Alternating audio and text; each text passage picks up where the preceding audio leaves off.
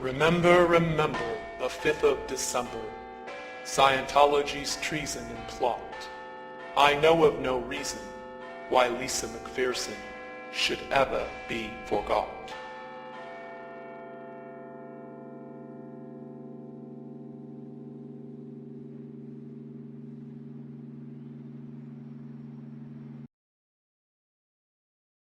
You say the misuse, but I don't know if you're aware that there was a plan in 1955 in this country, Ted, to repeat what was done in Russia. There was going to be a Siberia, USA set up on 1 million acres in Alaska to send mental patients. They were going to lessen the commitment laws. You could basically get into an argument with somebody and be sent up there. This sounds very odd. Nobody's ever heard about it. That's in no small part thanks to the Church of Scientology. People say in the United States that these things can happen here.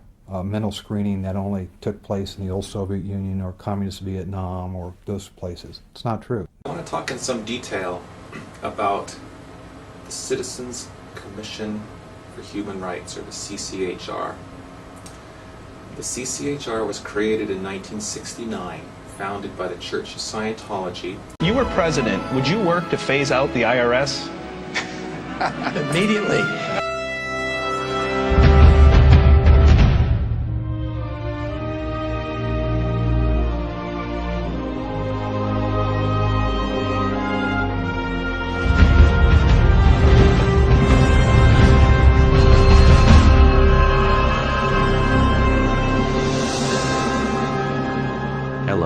We are anonymous. The following is important information concerning the history of Scientology and the Ron Paul campaign.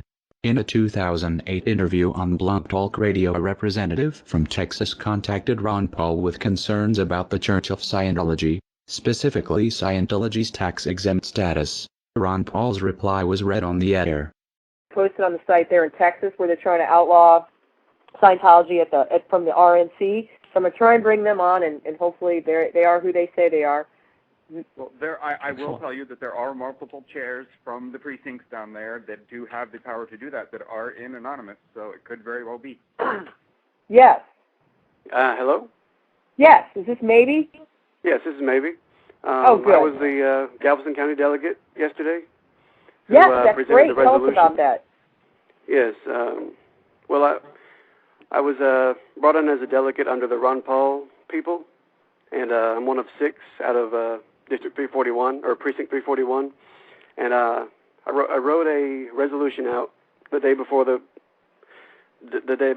convention, and just proofread it, asked some people on my IRC if it was okay, and made some changes to it, and it got it worked out, and I submitted it yesterday, and after I had submitted it, they called for a vote, and every single person raised their hands, and it got passed.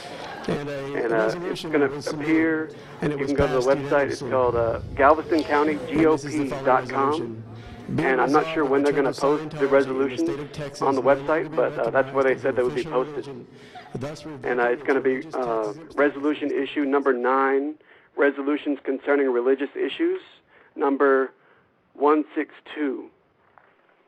And it's going to say, be it resolved that the Church of Scientology in the state of Texas be officially regarded as a business and not as a religion. That's the only part of it they're going to be using. What do you think the chances are of getting that passed? And what will the ramifications actually be? The chances of it getting passed, it started out as it's a grassroots campaign, really. And a lot of people think it doesn't have much pull. But if we get enough people involved and enough words out, I think it can become an influential resolution that can be made into a law one day under the Republican Party. Well, God, if the Republicans are on this, man, I may have to change my vote. I'll tell you that. I actually sent Ron Paul an email, and he responded saying he did not support removing their tax-exempt status because he doesn't like taxes. And that's one reason Scientology loves Ron Paul so much, which is stupid. But that's bad. Well, who does like taxes? No one likes taxes, but that doesn't mean, a potential president can't see that a group is totally abusing our, establishment clause, and that's what really pisses me off. I mean, they should be allowed to have. shouldn't have a special privilege for one religion over another. Would you like me to read the email he sent to me? Sure, go ahead. Okay, this is from Dr. Ron Paul. Thank you for contacting my office. I am always happy when the people of 14th District of Texas take time to let me know where they stand on important issues facing the country. I understand your concerns about Scientology. However, I do not favor revoking Scientology's tax exemption because I oppose raising federal taxes on any group or individual, even when I disagree with elements of that group's political agenda. The precedent of tax-exempt revocation may someday be used to justify raising taxes on other tax-exempt groups, including religious organizations. Thanks for writing.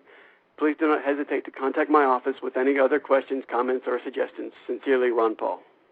Well, don't you think then that if he was so opposed to revoking their tax-exempt status that he might be opposed to the fact that they can make claims on their religious education and have other people pay them back? I would assume.